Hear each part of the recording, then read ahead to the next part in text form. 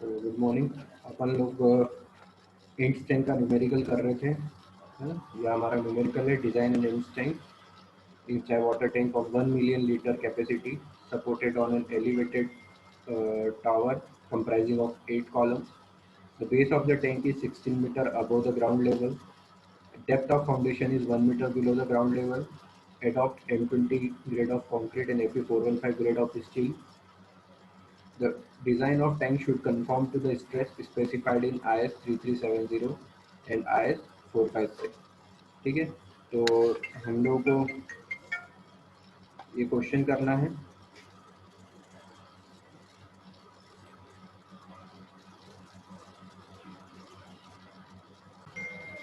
ठीक है, हमको ये एंस्टाइन का न्यूमेरिकल करना है, जिसमें हमको जो डेटा दिया हुआ है कि हमको 1 मिलियन लीटर कैपेसिटी के लिए हमारा टैंक डिज़ाइन करना है, जो कि एलिवेटेड एंस्टाइन वाटर टैंक है। ठीक है, और उसमें कितने कॉलम है? 8 कॉलम्स हैं। ठीक है, जो बेस ऑफ द टैंक है 16 metre above the ground level. इसका मतलब जो हमारा बॉटम बीम रहता है, वहाँ तक की हाइट आपके ग्राउंड लेवल से कितनी है? 16 मीटर है। ठीक है, डेप्थ ऑफ फाउंडेशन कितनी है? 1 metre below the ground level. हमको बोला है हमको M20 grade of concrete use करना है और AB415 स्टील यूज करना है। ठीक है, और जो भी हमको डिजाइन करनी है वो किसके रिस्पेक्ट में करनी है? IS 3370 and IS 456। ठीक है, तो सबसे पहले डेटा जो हमको दिया है वो हम लिख लेते हैं। हमको कैपेसिटी ऑफ टैंक दी है 1 मिलियन लीटर, इसको हम क्यूबिक मीटर में चेंज करेंगे तो ये हो जाएगा 1 मिलियन लीटर कितना होता है? 1000 क्यूबिक मीटर। ठीक है, आप ये यूनिट कन्वर्जन आपको याद रखना पड़ेगा कि कितना यूनिट कन्वर्जन होता है। तो जो हमारा कैपेसिटी ऑफ टैंक हो जाएगा वो कितना हो जाएगा? 1 मिलियन लीटर इक्वल्स टू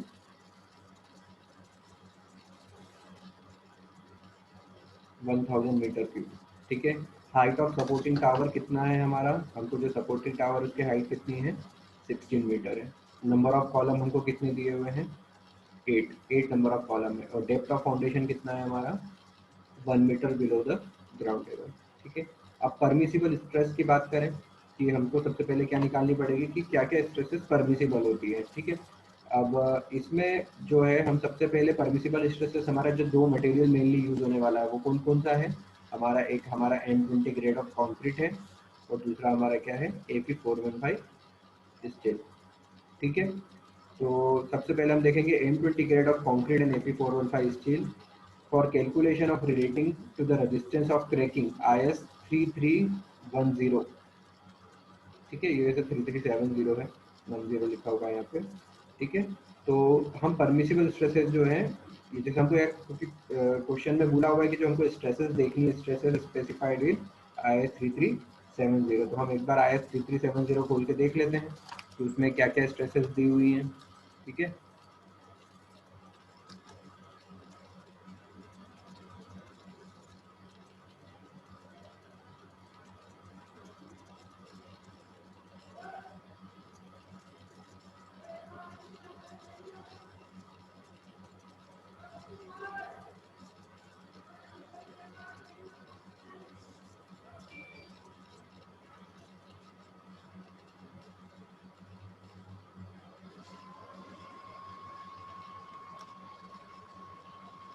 अच्छा, आप लोगों ने RCC 1 पढ़ा है, तो कोई बता सकता है कि permissible stress in concrete and permissible stress in steel कितना होता है in general as per IS 456? Anyone?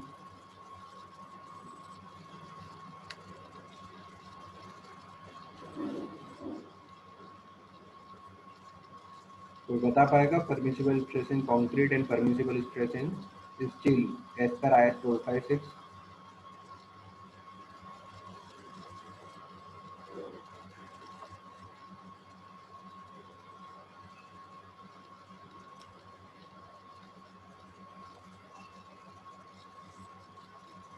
कोई भी बताओ जल्दी।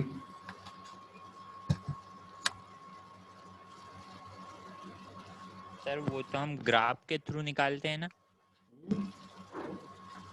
सर, उसमें वैल्यू दी होती है और वो वैल्यू से ग्राफ के थ्रू निकालते हैं। और डायरेक्ट कोई वैल्यू नहीं होती? सर डायरेक्ट याद नहीं है, अभी होती तो है।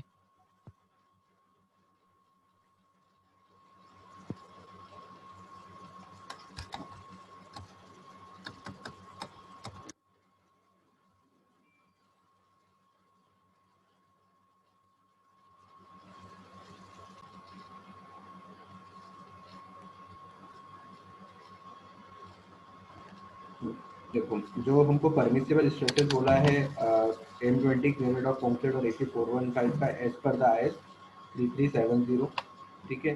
तो उसके हिसाब से जो हमारा, अब हमको इसमें दो तरीके की, देखो क्या लिखा है, for calculation relating to resistance to cracking, हमको क्रैकिंग के लिए इसमें देखना है।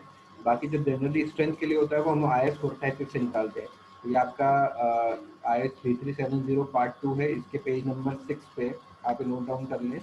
पेज नंबर 6 पे हमको दिया हुआ है परमिसिबल स्ट्रेसेस इन कॉन्क्रीट, ठीक है। परमिसिबल स्ट्रेसेस इन कॉन्क्रीट, उसमें for resistance for cracking and for strength calculation, ठीक है, दोनों दिया हुआ है। तो हम सबसे पहले परमिसिबल स्ट्रेस को टेकिंग देखेंगे, तो हमारा IS कोड में क्या लिखा है, for calculating calculation relating to the resistance of member of cracking the permissible stresses in tension direct and due to bending and shear shall conform to the value specified in table number 1। तो हम table number 1 में देखेंगे कि क्या दिया हुआ है हमको, ये हमारा टेबल नंबर 1, ठीक है।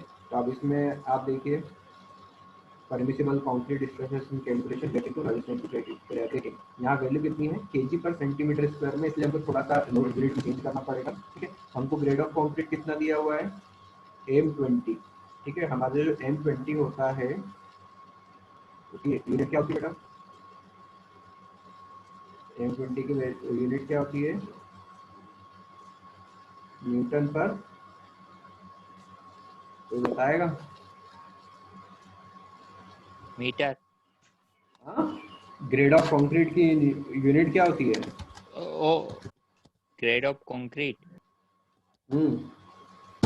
न्यूटन पर न्यूटन पर न्यूटन पर mm स्क्वायर। mm², ठीक है। और अभी हमको यहाँ पर ये जो स्ट्रेसेस दी हुई है या ये जो वैल्यू दी हुई है, देखो M150 M200 एक्चुअली में काय में है केजी पर सेंटीमीटर स्क्वायर में, ठीक है। इसलिए यहाँ जो M20 है वो एक्चुअली क्या है आपका, ये है M200 जो लिखा हुआ है ना, ये आपका क्या है M20 है, ठीक है। तो अब आप मैं आपको स्क्रीन ओवर शेयर करता हूँ,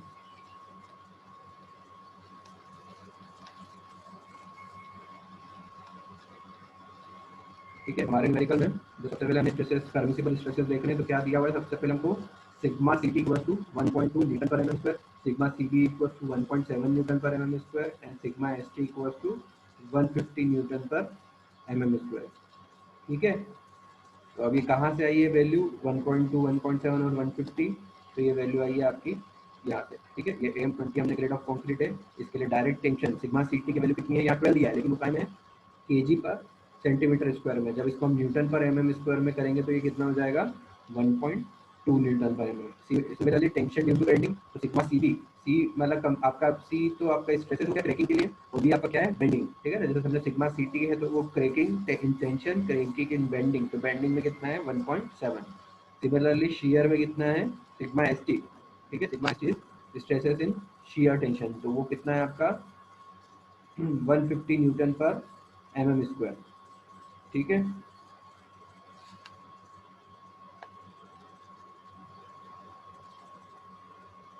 सॉरी शेयर का नहीं लिया उन्होंने, सिग्मा एस टी लिया है, जो कि हमको IS 456 से मिलता है, जो हमारा स्टील का है, ठीक है। परमिसिबल स्ट्रेस स्टील, वहाँ पर जो दो वैल्यू है वो अभी सिर्फ काय के लिए शेयर नहीं लिए, सिग्मा सीटी लिया है और सिग्मा सीबी, मतलब stress in tension and stress in bending लिया हुआ है, और ये थर्ड वाला जो स्ट्रेस है वो काय का है, स्टील का है। तो स्टील का भी बता देता हूँ मैं, स्टील का ये परमिसिबल स्ट्रेस इन स्टील लिखा हुआ है, ये हमको कहाँ से मिलेगा, when steel and concrete are assumed to work together for checking the tensile stress in concrete or avoid cracks, the tensile strength still will be limited by the requirement that permissible tensile stress in concrete is not exceeded. So the tensile stress in steel shall be equal to the product of modular ratio of steel and concrete. और strength calculation, तो ये हमारा second में, ये देखो यहाँ पर हमारा कितना है tensile stress in member under direct tension, तो कितना है हर जगह आप देखेंगे तो कितना। अच्छा हम कौन सा बार यूज करने वाले हैं, हम प्लेन राउंडेड बार यूज नहीं कर रहे हैं, हम कौन सा यूज कर रहे हैं HYSD, AP415 हमको स्टील बोला है ना, तो वो कैसा होता है HYSD, high gear distance reform bar. तो वहाँ देखिए आप सभी जगह स्ट्रेसेस किसी भी कंडीशन में कितनी है 150 है ना, ठीक है, 1.150 है, 1500 लिखा है, लेकिन यहाँ भी केजी पर सेंटीमीटर स्क्वायर में, इसको न्यूटन पर एमएम में करेंगे तो ये कितना हो जाएगा 150, ठीक है। यहाँ तक पेज नंबर 6 और page number 8, sorry page number 7 and page number 8, table number 1 and table number 2, यहाँ से हमने क्या निकाली है, permissible stresses in concrete and steel. ठीक है इतना।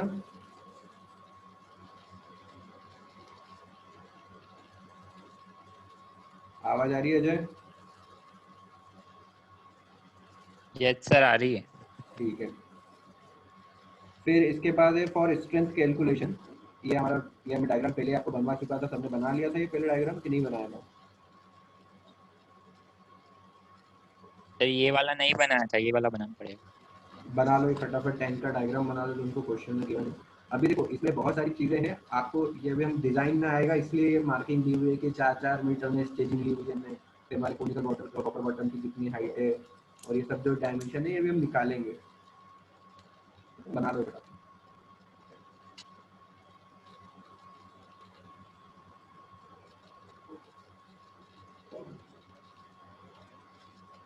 तो एक काम करो कि पेज छोड़ो थोड़ा सा उसकी टैंकी में, तो आपको डील में तो आप बना लेंगे, तो आपकी बुक में से भी आप बना सकते हैं, क्वेश्चन कंप्लीट करेंगे जल्दी।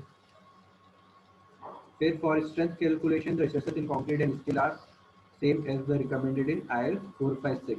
ठीक है। अभी हमने जो पहले जो हमने स्ट्रेंथ कैलकुलेशन या स्ट्रेसेस देखी, परमिसिबल स्ट्रेसेस देखी, वो किसके अंदर से देखी, क्रैकिंग के लिए। ठीक है। अब हम काय के लिए देखेंगे, स्ट्रेंथ के लिए। तो स्ट्रेंथ के लिए तो हमको पता ही है, जो हमारा IS 456 में दिया हुआ है, sigma CC 5 newton per M square, sigma CB 7 newton per M square, m is the modular ratio जो कि 13 रिक्वायर्ड है, q is the 0.87 and j is 0.906। अब ये q और j क्या है, तो ये जो q और j है,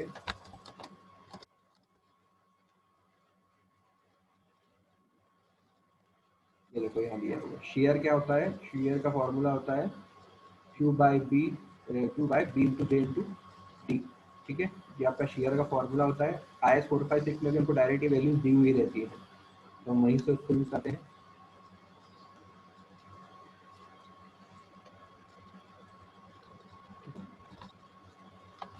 तो ये आप वैल्यू लिख लो आप, सिग्मा CC हमारी 5 न्यूटन पर mm square, sigma CB 7 Newton. एक बार अपन IS 456 भी देख लेते हैं।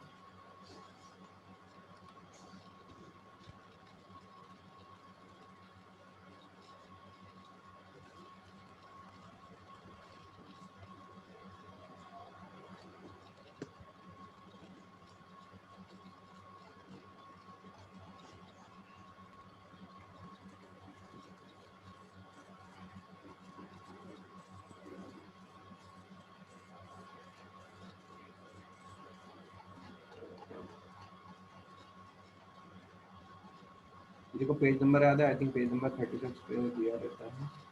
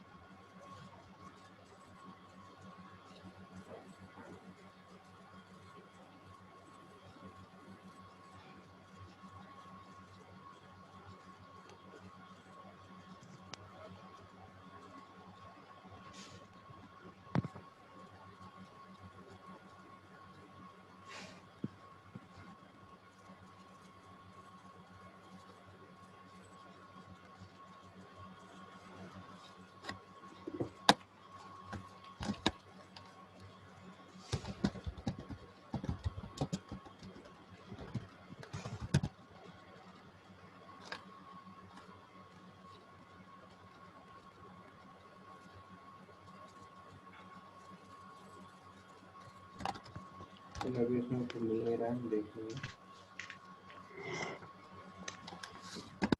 ठीक है। तो सिग्मा CB जो हमारा है, परमिसिबल स्ट्रेस इन कंक्रीट, वो आपका है 5 न्यूटन पर mm स्क्वायर। इन बेंडिंग जो है आपका वो 7 न्यूटन पर mm स्क्वायर। मॉड्यूलर रेशियो आपका m है 13। ठीक है। q एंड j की वैल्यू कांस्टेंट है 0.97 0.906 है। अब हम सबसे पहले थर्ड हमारा ऑप्शन है, वो हम क्या निकालेंगे, सबसे पहले डायमेंशन, हमको टैंक की साइज निकालना पड़ेगी। हमको क्वेश्चन में क्या दिया हुआ है कि 1 मिलियन लीटर के लिए आपको बनाना है, जो कि 1000 मीटर क्यूब है हमारा। ठीक है। तो डी हमारा जो कैपिटल डी होगा वो क्या होगा, कैपिटल डी हमारा inside diameter of the tank रहेगा। ठीक है। Assuming the average depth equals to 0.75 D, ठीक है, हमने जो डेप्थ है एवरेज डेप्थ है वो करिए 0.75 डी, आपको ये याद रखना है ना। ठीक है, तो पाई डी स्क्वायर बाय 4 या pi by 4 D square into 0.75 D equals to 1000 metre cube. ठीक है, ये क्या है हमारा, हमको टोटल वॉल्यूम पता है हमारे पानी का कि हमको इतना पानी स्टोर करना है। तो ये फॉर्मूला किसका हो गया, ये फॉर्मूला है आपका किसी भी सिलेंडर का, हमारा 10 लीटर जैसा सिलेंडर है तो इस सिलेंडर के वॉल्यूम का फॉर्मूला है पाई by 4 D square into depth. ठीक है, ये पाई बाय 4 डी स्क्वायर का एरिया हो गया मल्टीप्लाई बाय डेप्थ, हमको टोटल वॉल्यूम मिल जाएगा। तो यहाँ से हमको डी हमको फाइंड आउट करना है, तो हमको यहाँ से डी फाइंड आउट कर सकते हैं। ठीक है, वैल्यूज रख के सॉल्व करेंगे तो हमको यहाँ से डी की वैल्यू तो आई कितनी मिली है 12 मीटर। ठीक है, तो हमको ये मालूम पड़ गया कि हमारा जो कैपिटल डी है या डेप्थ है उसकी वैल्यू कितनी है 12 मीटर। ठीक है, एक बार अपन डायग्राम में देख लेते हैं। ठीक है, तो ये जो हमारा डायमीटर है ये कितना है, तो इधर बोल में डायमीटर कितना है आपका 12 मीटर यहाँ से हमारा निकला है। ठीक है, कि हमारे टैंक का डायमीटर इंटरनल डायमीटर हमने यहाँ से निकाल लिया क्योंकि कितना है 12 मीटर। अब height of cylindrical portion of the tank, जो हाइट है वो कितनी है 8 metre, depth of conical dome 2 metre, diameter of supporting tower 8 meter और spacing of bracing is 4 meter।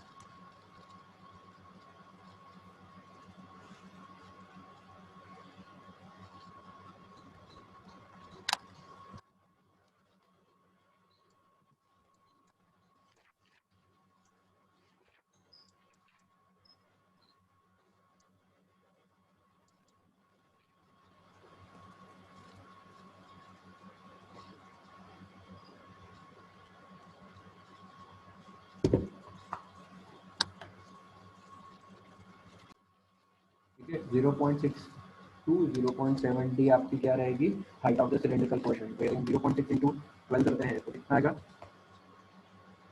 0.6 into 12 करेंगे तो हमारा 7.2 आ रहा है। और यदि हम 0.7 इंटू 12 करते हैं तो हमारा 8.4 आता है। ठीक है, तो हमने उसको एवरेज ले लिया है। ठीक है, एवरेज में क्या लिया आपका 8 मीटर लिया है। डेप्थ ऑफ कोनिकल डोम आपको बता चुका हूँ कि डेप्थ ऑफ कोनिकल डोम क्या आएगा आपका 1/6 टू 1/7 ऑफ डी। ठीक है, तो ये हमारा वैल्यू आ जाएगी। अब डायमीटर ऑफ सपोर्टिंग टावर, ठीक है, ये कितना आता है 0.6 डी, तो 0.6 इंटू 12 तो ये हमारा 7.2 आ रहा है, तो उसके लिए कितना लिया है 8 मीटर लिया हुआ है। ठीक है, डायमीटर ऑफ सपोर्टिंग टावर। उसके बाद spacing of bracing equals to 4 metre. जो हमारे ब्रेसेस हमने लिए हैं उसमें एज सच कोई फॉर्मूला नहीं होता है स्पेसिंग ऑफ ब्रेसिंग के लिए, क्योंकि जैसे यहाँ पर टोटल हमारा ये 8 मीटर आ रहा है, तो यहाँ से यहाँ तक ये टोटल 8 मीटर है, तो हमने जस्ट उसका क्या कर दिया है हाफ कर दिया है। ठीक है, तो ये हाफ पे आपका ये एक ब्रेसिंग की जो डायमेंशन हो जाएगी वो कितनी हो जाएगी 4 मीटर हो जाएगी। ठीक है, तो इसलिए वो ब्रेसिंग का जो हमने लिया है वो 4 मीटर है।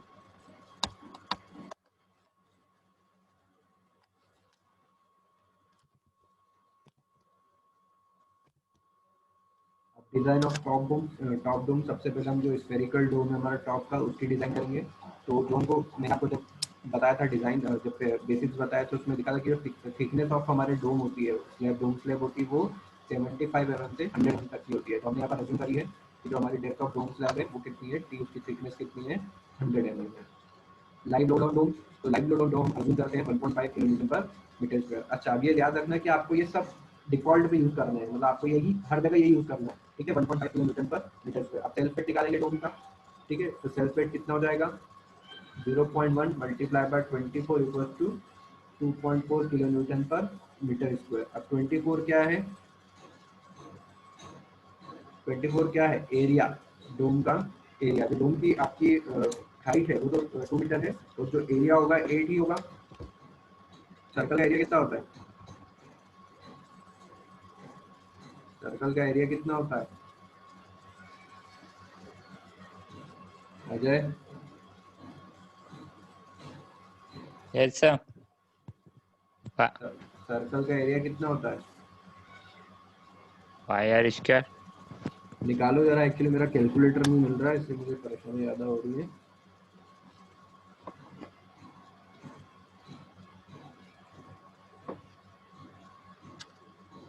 निकालो, हमारा डी कितना है 8 मीटर है, तो उसको 4 मीटर अज्यूम करके वैल्यू निकालो। 15.24। कितना 50.24।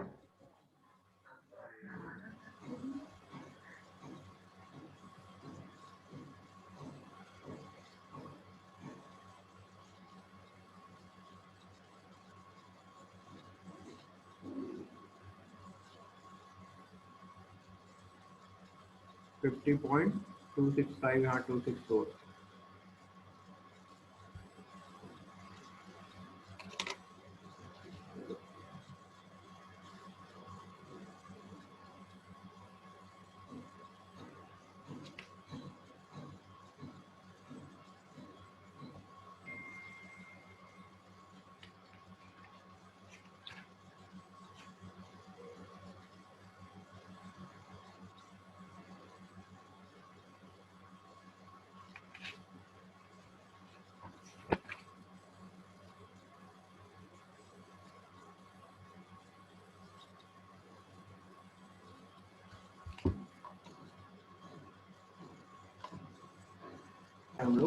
हम लोग क्या कर रहे हैं, हम लोग अभी kilo newton per metre square per unit area में निकाल रहे हैं। तो सिर्फ उन्होंने क्या किया है कि कंक्रीट की डेंसिटी 25 की जगह क्या ले ली है, 24 ले ली है। ठीक है, इससे अपन कंफ्यूज हो गए। एक्चुअली कंक्रीट की डेंसिटी हम कितनी लेते हैं जनरली, जब हम कोई भी सेल्फ वेट कैलकुलेट करते हैं तो 25 वैल्यू लेते हैं। ठीक है, यहाँ पर उन्होंने कितनी वैल्यू ले दी है, 24 है, तो आप यहाँ 25 भी ले सकते हैं। ठीक है, तो आपका जो सेल्फ वेट हो जाएगा वो हो गया 2.4 किलोमीटर। लाइव लोड हमको ये लेना है 1.5 किलोमीटर और फिनिश लोड लेना है 0.1 किलोमीटर। ये बाय डिफॉल्ट है, आपको सब जगह कैलकुलेशन इस तरीके से करना है। तो टोटल लोड जो W हो गया वो आपका कितना हो गया, 4 kilo newton per metre square. अब R is the radius of dome, D is the diameter of at the base. तो हमारा डायमीटर कितना है, 12 मीटर है।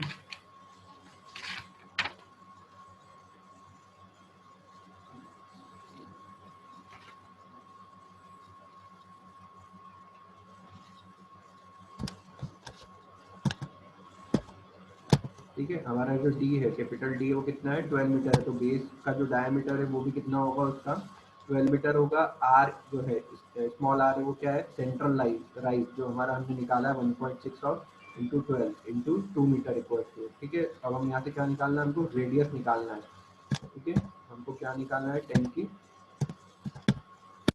रेडियस निकालना है।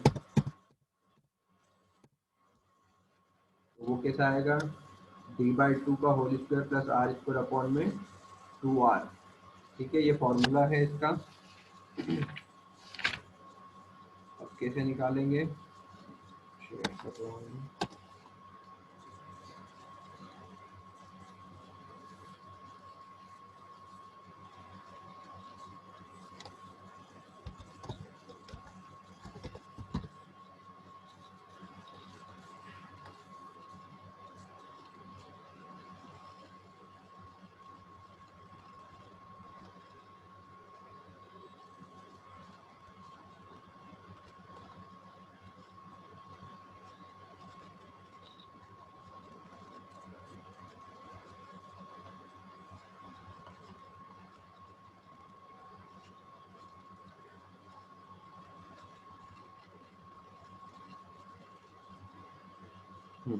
यहाँ पर हमने डोम में, आप यहाँ देखो डायमेंशन दी है हमने, राइज देख लिया 1.5 टू 1.0।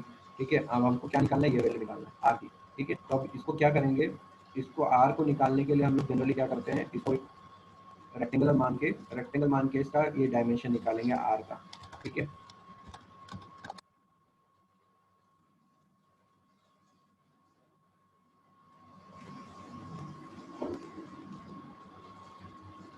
तो R इक्वल्स टू हमारा हो जाएगा D/2 का whole square plus R square upon में 2R। पाइथागोरस थ्योरम लगा के ये निकलेगा।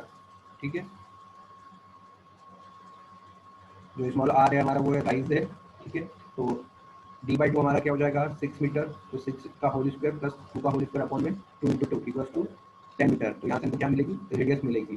ठीक है, इक्वल्स टू 10 मीटर। अब कॉस थीटा क्या होता है, हमको उसमें थीटा की वैल्यू पड़ेगी क्योंकि हमको एंगल ऑफ इंक्लिनेशन निकालना पड़ेगा। तो 8/10 इक्वल टू 0.8। अभी 8/10 कहाँ से आया, 8/10 यहाँ से आया। हमने ये राइज जो है, ये राइज है हमारा कितना है, ये 8 मीटर है। सॉरी, जो हमारा रेडियस आया है, रेडियस हमारा कितना आ रहा है, 10 मीटर। ठीक है, और 8 आपका क्या है,